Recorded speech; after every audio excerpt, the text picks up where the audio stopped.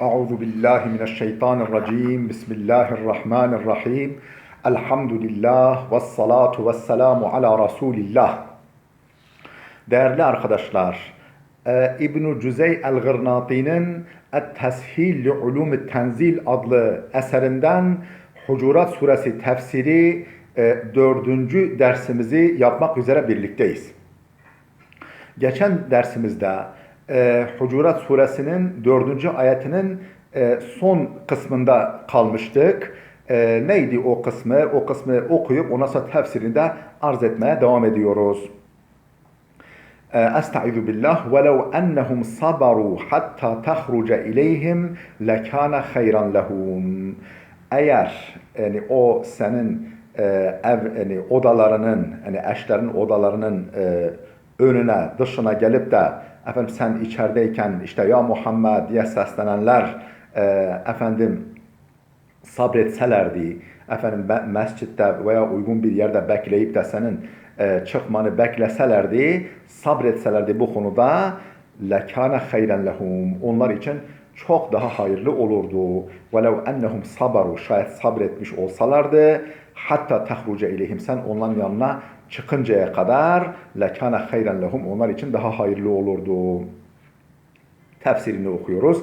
Yani hayran lehum fi's sevabi ve finbisati nefsin nebiyyi sallallahu aleyhi ve selleme ve qadaihi havaicahum ve qadaihi havaicahum ve inkaru fi'lihim fihi ta'dibun lehum ve ta'limun li gayrihim. Ne demek onlar için daha hayırlı olurdu? Ne açıdan daha hayırlı olurdu? Yani hayran fi's sevabi. Bir kere sevap açısından daha hayırlı olurdu. Daha çok sevap kazanırlardı.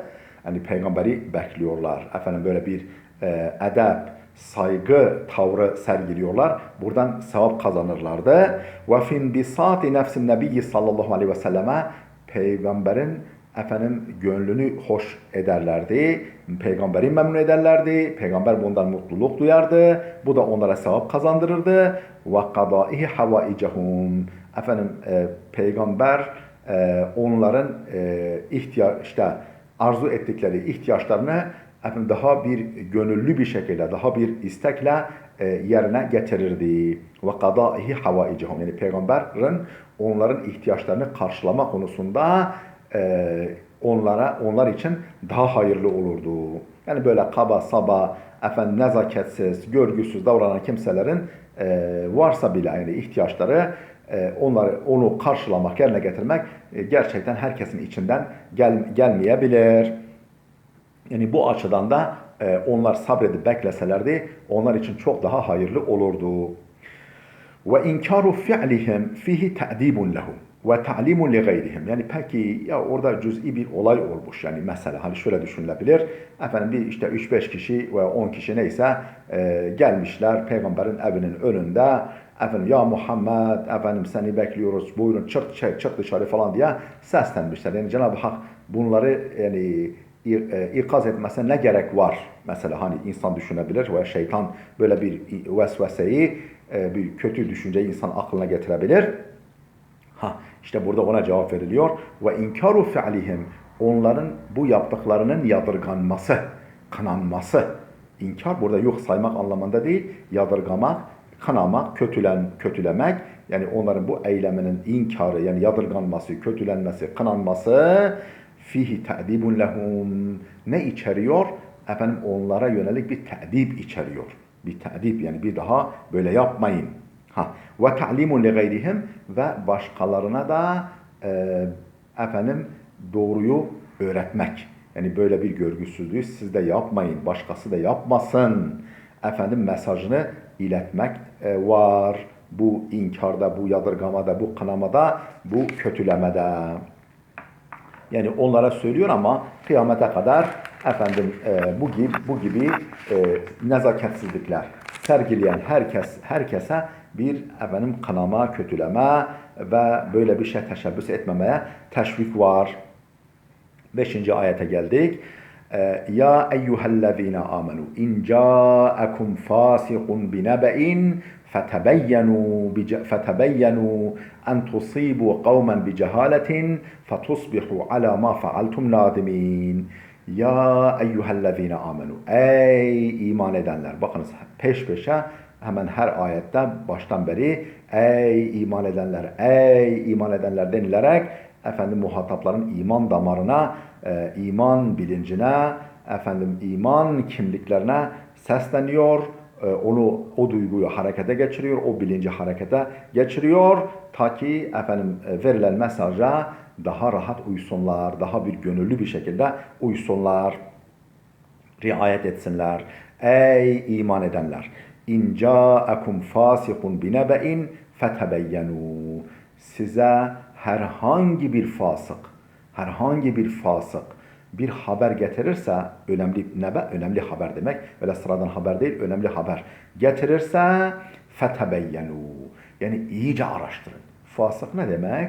Efendim, yani büyük günahları bir defa olsun işleyen, efendim küçük günahları her fırsatta işleyen adam. Yani dini duyarlılığı olmayan, dini hassasiyeti olmayan, efendim kötülüklerden kendini çok fazla korumayan, yani böyle kişiliği çok gelişmemiş, hele dini şahsiyeti olgunlaşmamış, oturmamış kimseler demek. Yani böyle kimseler size böyle bir kimse efendim size herhangi bir haberi getirirse, önemli bir haberi getirirse iyice araştırın. Ya çünkü güven olmaz. Efendim doğru mu söylüyor, yalan mı söylüyor? Belli olmaz. İyice araştırın. En tusibu kavmen bi cehaletin, yani li'en la tusibu kavmen bi cehaletin. Ta ki bir toplulukla bilgisizce karşı karşıya gelmeyesiniz. Bir toplulukla toslaşmayasınız. Efendim bir toplulukla birbirinizle düşmeyesiniz. Yani li'en la tusibu kavmen orada li'en la. Orada li var enden önce, enden sonra da la var. Yani orada gizli li'en la tusibu kavmen bi cehaletin veyahut da mehafete en tusibu kavmen bi cehaletin. Araştırın çünkü şöyle bir endişem var. Bir toplulukla karşı karşıya gelirsiniz, birbirinize düşersiniz bir toplulukla, bir cehaletin bilgisizce, bilmeden fetusbihu ala ma faaltum nadimin fetusbihu olursunuz ala ma faaltum yaptığınıza nadimin pişmanlar olursunuz. Pişman olursunuz, bin pişman olursunuz. Yani bir bilmeyerek efendim yanlışlıkla o adamın lafına uyarak bir toplulukla karşı karşıya gelirsiniz, birbirinize girersiniz. Eyvah! Ondan sonra işin gerçeği ortaya çıktığında iş işten geçmiş olur. Siz de yaptığınıza bin pişman olursunuz. Efendim mealini verdik. Tefsirini okumaya geçiyoruz. İn ca'akum fasikun binebe'in fetebeyyenu. Size herhangi bir fasık, tırnak içinde fasık, fasıkın kim olduğunu az mı çok açıkladık. Binebe'in herhangi bir haber getirirse fetebeyyenu, iyice araştırın. Efendim sebebuha, bu ayetin nüzul sebebi şudur. Hangi vesileyle inmiş, hangi olaya binaen inmiş, efendim onun sebebini açıklıyor, nüzul sebebi. Ennen Nebiyye sallallahu aleyhi ve selleme ba'athel Velid ibn Ukbete ibn Abi Muayt ila Benil Mustalik liye'khuza zekatehum. فروي أنه كان معاديا لهم فأراد إذايتهم فرجع من بعض طريقه فكذب عليهم وقال للنبي صلى الله عليه وسلم إنهم قد منعوني الصدقة وطردوني وارتدوا فغضب رسول الله sallallahu aleyhi ve selleme ve hemme bi gazvihim. Buraya kadar bir tercüme edelim. Sebebuha, bu ayetin nüzul sebebi şudur ki ennen nebiyye sallallahu aleyhi ve selleme, Peygamber aleyhissalatu vesselam ba'athel Velid ibn Ukbete bin Abi Muayt ila Benil Mustalik. Peygamber Velid bin Ukbe bin Abi Muayt isimli şahsı gönderdi. Nereye? İla Benil Mustalik. Benil Mustalik kabilesine. Bir kabile, büyük bir kabile adı. O kabileye gönderdi. Elçi olarak gönderdi. Niçin? لِيَأْخُذَ زَكَاتَهُمْ, onların zekatını toplamak üzere, onların zekatını toplamak için gönderdi. Feruya, rivayet edildi ki ennehu kana muadiyen lehum. O Ukbe bin Abi Velid bin Ukbe bin Abi Muayt efendim onlarla bir düşmanlığı vardı. Kana muadiyen lehum. Onlarla bir düşmanlığı vardı karşılıklı. Yani bir efendim ta cahiliye döneminden kalma böyle bir düşmanlıkları vardı, kinleri vardı. O kabile ya karşı, o kabilenin de ona karşı bir düşmanlıkları vardı. Daha doğrusu yani o onlara düşmandı diyelim. فَاَرَادَ اِذَايَتَهُمْ. Onlara zarar vermek istedi. Onlara eziyet dokundurmak istedi. Zarar dokundurmak istedi. فَرَجَعَ min بَعْدِ طَرِيقِهِ. Efendim yolun bir kısmından döndü. Yani bir müddet gitti. Belli bir yere kadar gitti. Yolun yani ortalarından bir yerden döndü. فَكَذِبَ عَلَيْهِمْ. Onlara iftira attı. Onlar hakkında yalan konuştu. وَقَالَ لِلنَّبِيِّ sallallahu aleyhi ve selleme. Peki nasıl yalan konuştu? Peygamber'e şöyle dedi. İnnehum kad mena'uni sadakata ve taraduni ve erteddu. İnnehum onlar kad mena'uni sadakata bana mekat vermediler. Zekatı benden esirgediler, vermediler. Efendim ve taraduni beni kovdular ve erteddu dinden döndüler. Müslümanlığı da terk ettiler. Efendim ne diyor?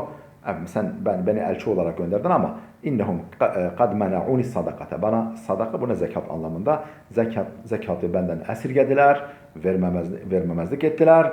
Ve taraduni beni kovdular ve erteddu ve dinden döndüler. Fagadibe Resulullah sallallahu aleyhi ve selleme ve hemme bi gazvihim. Peygamber öfkelendi, kızdı ve hemme bi gazvihim ve onların üzerine yürümeyi düşündü. Hemme yani kastetti, düşündü. Bir gazvihim onların üzerine gitmeye karar verdi, gitmeyi düşündü. Ve nazara fi zalika feverada vafduhum munkirina lidalika. Ve nazara fi zalika bunu yani düşündü ve iyice de inceledi. Yani böyle nasıl gideriz falan. Ve nazara fi zalika bunun üzerine yani düşündü. Efendim araştırma yaptı peygamber. Yani ciddi yani üzerlerine yürüyecek. Fevarada vafduhum. O sırada efendim onların bir heyeti geldi. Onlardan bir heyet geldi. Hani demek ki duydular, haberleri oldu. Bu böyle bir adam gelecekti. Efendim hatta biraz sonra diyecek karşılamışlar adamı yani böyle peygamberin elçisi diye, görev memuru diye karşılamışlar. Böyle sevinçle karşılamışlar ama o yanlış anlamış. Belki de. Fevarada vafduhum onların heyeti geldi, onlardan bir heyet geldi. Munkirine değil dalike bunu inkar ederek ya öyle bir şey olur mu? Biz nasıl efendim zekat vermeyiz? Biz nasıl efendim adamı kovarız? Biz peygamberin gönderdiği elçiyi, görevliyi nasıl kovarız? Biz nasıl dinden döneriz diye bunları inkar ederek efendim bir heyet geldi onlardan. Varuya şöyle bir rivayet daha var. Ennel Velid ibn Ukbata lemma qaruba minhum yani biraz daha detay var bu rivayette. Velid bin Ukba onlara yaklaşınca yani onların efendim memleketlerine, diyarına yaklaşınca haracu ileyhi. Onlar da ona doğru yola çıktılar. Mutelakkine lehu. Onu karşılamak için. Mutelakkine lehu yolda karşılamak için. Ve ona doğru yola çıktılar. Faraahum ala bu'din uzaktan onları gördü. Fefazi'a minhum onlardan korktu. Ve zanne bihimuş şer ve onlar hakkında kötü şeyler düşündü. Yani buna beni öldürecekler. Bak üzerime geliyorlar diye yanlış anladı ve onlar hakkında kötü düşünceler besledi. Kötü düşündü. Fansarafa geri döndü. Yani böyle geri döndü Peygamber Medine'ye. Fekale ma kal ve o dediklerini o zaman dedi. Yani Peygamber'e dedi ya işte benden zekatı esirgediler, efendim kovdular, dinden döndüler falan. O dediklerini o zaman dedi. Varuya bir başka rivayet yani işin bir başka boyutu ennehu belagahu ennehum qalu rivayet edildiğine göre ennehu yani şu husus ennehu'daki hu zamiri şandır şu husus ona ulaştı belagahu ona ulaştı kulağına gitti ennehum qalu onların şöyle dediği Velid bin Ukba'ya ulaştı kulağına gitti şöyle dedikleri la nu'tihi sadakaten ve la nuti'uhu fansarafa biz la nu'tihi sadakaten biz ona sadaka falan bize zekat falan vermeyiz ve la nuti'uhu onun sözünü de dinlemeyiz fansarafa o da bunu duyunca birileri yolda belki karşılaştı ona bunu söyleyince sen hakkında böyle dediler diye o da geri döndü. Ve kâle mâ kâl. Ve o dediklerini o zaman dedi. Yani işte böyle böyle yaptılar diye. Fel fâsikul muşaru ileyh fil ayeti huvel velid ibn ukbeta. Fel fâsikul muşaru ileyh fil ayeti. Ayette işaret edilen fasık Velid bin Ukbe'dir. Huve el-Velid bin Ukbeta ve lem yezel ba'de zâlike yef'alu ef'alel fussâk. Ve lem yezel devam etti. Ba'de zâlike ondan sonra da devam etti. Yef'alu ef'alel fussâk. Fasık kimselerin davranışları gibi davranışlar yapmaya, davranışlar sergilemeye devam etti. Yani Allah ona fasık dedi ya, böyle o fasıklık ona damga gibi yapıştı ve fasıkların eylemi gibi eylemler yapmaya, tutumlar sergilemeye, davranışlarda bulunmaya devam etti. Hatta salla bin nasi salata subhi arba'a rekaatin ve huve sekran. O kadar ki daha sonraki dönemlerde efendim hatta o kadar ki salla bin nasi insanlara namaz kıldırdı bir gün imam oldu. Salata subhi sabah namazını arba'a rekaatin 4 rekat. 4 rekat sabah namazı 4 rekat kıldırdı ve huve sekran sarhoşken thumma kâle lehum sonra dönüp cemaate dönüp sordu. Azidukum in şi'tum. Azidukum in şi'tum. Az mı geldi? İsterseniz artırayım. İsterseniz 6 kılayım, 7 kıldırayım falan. Böyle sarhoş ya. Thumma kâle lehum azidukum in şi'tum. Dilerseniz daha da artırayım. Böyle hem 4 kılıyor, 2 rekatlık namazı 4 kıldırıyor. Hem de diyor işte isterseniz daha da uzatayım. ثم هي باقية في كل من اتصف بهذه الصفة إلى آخر الدهر. Tamam yani bu kişi hakkında inmiş ama bu kişi hakkında ayet indi ama ثم هي yani ayet. Sonra bu ayet bakiyetun bakidir, geçerlidir. Fi kulli men ittasafa bihadihi sıfatı bu sıfatla sıfatlanmış. Bu niteliği yani bu fasıklık niteliğini taşıyan herkes için bakidir ila ahirid dehr kıyamete kadar yani dünyanın sonuna kadar kıyamete kadar herkes için bakidir. Yani hükmü tarihte kalmış değil. Tamam bu şahs hakkında inmiş ama o ve benzeri herkes için geçerlidir ta kıyamete kadar. Ahirud dehr yani dehr zaman demek zamanın sonuna kadar yani kıyamete kadar. Ve kuri'a fetebeyyenu minet tebeyyün bu bizim okuduğumuz gibi yani mushaftaki şekliyle İn ca'akum fasikun binebe'in fetebeyyenu diye okunmuş.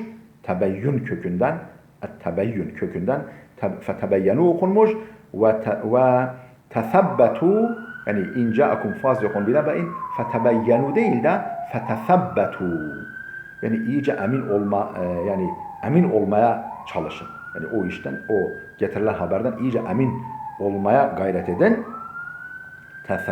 Tesebbetu da okunmuş. Minet tesebbüt. Tesebbüt kökünden ve tesebbetu diye de okunmuş. Saila. Tesebbetu. Tebeyyenu değil de tesebbetu da okunmuş. Farklı bir kıraat. Ve yukavvi hâzihil kıraate enneha lemma nezelet ruviye enne Resulallah sallallahu aleyhi ve selleme kal ve yukavvi hâzihil kıraate. Bu fetesebbetu var ya fetesebbetu kıraati desteklemektedir.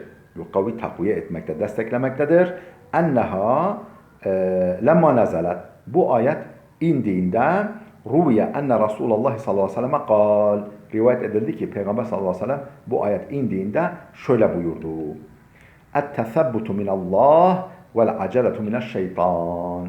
Et-tesebbutu yani sağlam yere basmak. Ayağının önünü görerek adım atmak. Efendim durumları iyice araştırmak Allah'tandır. Allah'tandır, Allah'ın arzusudur. Vel aceletu, acele etmek ise paldır küldür işlerin üzerine gitmek ise mineşşeytan, şeytandandır.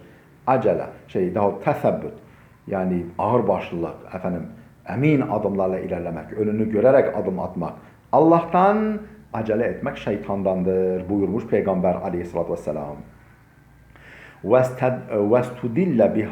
وَاسْتَدَلَّ بِهَذِهِ الْآيَةِ الْقَائِلُونَ بِقَبُولِ خَبَرِ الْوَاحِدِ Haber-i vahidin kabulüne hükmeden, haber-i vahidin makbul olduğuna hükmeden alimler bu ayetle delil getiriyorlar. Haber-i vahid. Haber-i vahid ne demek? Yani tevatür derecesine ulaşmayan kimselerin yani 1, 2, 3, 5 neyse yani ama efendim yani kesinlik derecesine ulaşmayan kimselerin getirdiği haberin kabul edilebileceğini, yeter ki fasık olmasın. Yani o haberi getiren kişi fasık olmamak şartıyla bir kişi de olsa, iki kişi de olsa, üç kişi de olsa getirdikleri haber kabul edilir diye hükmedenler bu ayetle delil getiriyorlar. Niçin? Nasıl delil getiriyorlar? لأن دليل الخطاب يقتضي أن خبر غير الفاسق makbul. Çünkü delilül hitap. Yani mefhumu muhalefet. Mefhumu muhalefet. Delilül hitap mefhumu muhalefet. Yani şimdi fasık getirirse araştırın. Bunun mefhum tersten ele aldığınız zaman getiren fasık değilse bir kişi de olsa araştırmanıza gerek yok. Kabul edin. O zaman ne oldu? Bakınız tevatür derecesinde olmayan habere vahid. Habere vahid demek yani bir kişinin getirdiği haber değil. Tevatür derecesine ulaşmayan haberin makbul olduğunu söyleyenler bu ayetle delil getiriyorlar. لأن دليل الخطاب, delil hitap yani mefhumu muhalefet yani ters açıdan bakıldığı zaman ayete bunun tersten bakılışı yaktadi habere gayril fasıkı yaktadi enne habere gayril fasıkı makbul. Gayri fasıkın, fasık olmayan haberinin makbul olduğuna makbul olmasını gerektiriyor. Kâlel Munzir ibn Sa'id el-Balluti. Munzir bin Sa'id el-Balluti demiş ki ve hâzihil ayetu teruddu ala men kâl innel muslimine kulluhum adul. Kulluhum adul. لأن الله أمر بالتبين قبل القبول فالمشهور الحال يخشى أن يكون فاسقا. Ne demiş bu El-Munzir bin Sa'id el-Balluti? Ve hâzihil ayetu, bu ayet teruddu ala men kal. Şöyle diyene reddiyedir. Şöyle diyenin görüşünü çürütüyor. Şöyle diyen. Ne diyen? İnnel muslimine kulluhum adulun. Müslümanların hepsi adalet sahibidir. Müslümanların hepsi düzgündür. Hepsi güvenilir. Sözüne güvenilirdir. Diyenlerin, halbuki bu adam Müslüman. Değil mi? Peygamber onu elçi olarak gönderiyor. Zekat toplamaya götürüyor ama ayet ona fasık diyor. Demek ki fasık zaten adaletli olmayan yani güvenilir olmayan adam demektir. Bu ayet innel muslimine kulluhum adulun. Bütün Müslümanlar aduldur diyenlerin görüşünü reddediyor bu ayet. Çürütüyor. لأن الله أمر بالتبين قبل القبول. Çünkü Allah yani fasıkın getirdiği haberi kabul etmeden iyice araştırmayı emrediyor. لأن الله أمر. Çünkü Allah emretmiştir. Bittebeyyuni iyice emin olmayı, iyice araştırmayı emretmiştir. قبل القبول. Kabulden önce yani haberi kabul etmeden iyice araştırmayı emretmiştir. فالمشهول الحال. Durumu meşhul olan tamam yani fasıklığı açık olanlar var. Fasık oluşu herkesin bildiği kimseler var. Bir de durumu meşhul olanlar var. Yani fasık mı değil mi? Öyle kimseler var. Meşhulul hal dediğimiz durumu meşhul kimseler var. Böyle bir kimsenin yokşa en yekune fasikan. Böyle bunun fasık olma riski var. Fasık olmasından da korkulur. Çünkü bilmiyorsun ki. Alnında yazmıyor ki. En tusibu kavmen bi cehaletin. Niye araştırın iyice? Efendim bir toplulukla karşı karşıya gelirsiniz endişesiyle. Veya bir toplulukla karşı karşıya gelmeyesiniz. Efendim kimseyle toslaşmayasınız. Kimseyle efendim kavga etmeyesiniz. Yani biri getir bir haber falan böyle dedi. Sen de gidersin işte nasıl böyle dersin falan. Halbuki dememiştir. Bu bir kişi olur, bir topluluk olur. Fi mevda'il mef'uli min eclihi. Bu en tusibu kavmen bi cehaletin nedir? Fi mevda'il mef'uli min eclihi. Mef'ulun li eclihi konumundadır. Mef'ulun yani mezkur fiilin gerekçesini belirttiği için mef'ulun li eclihi veya mef'ulun leh veya bizim kitabımızın ifadesiyle mef'ulun min eclihi mevdi'inde konumunda bulunmaktadır. Rolü o. Takdiruhu. Ayetin açılımı şöyle. Mehafete en tusibu kavmen bi cehaletin. Zaten söylemiştik. Yani ya eyyühellezine amenu in ca'akum fasikun binebe'in fetebeyyenu en tusibu kavmen bi cehaletin demek. Yani mehafete en tusibu kavmen bi cehaletin. Yani bir toplulukla karşı karşıya gelmeniz endişesiyle. Yani böyle bir endişe taşıyorum sizin adınıza. Orada mehafete en tusibu kavmen bir cehaletin açılımındadır. Açılımı böyle. Vel işaretu ila qitali benil mustalik. Peki nereye işarettir? Yani efendim bir toplulukla karşı karşıya gelirsiniz. Ha, karşı karşıya gelme, tırnak içine karşı karşıya gelme, birileriyle tostlaşma. Nereye işarettir? Neye işarettir? Vel ila qitali benil mustalik. Lima zekara anhumul velidu ma zekar.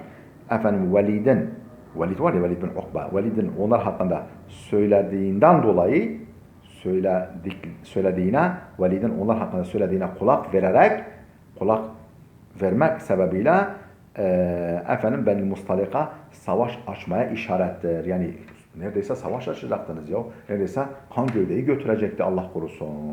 O olaya yani böyle bir risk baş gösterdiğine işarettir. Değerli dostlar, burada dursun. Efendim gelecek dersimize kadar Allah'a emanet olun.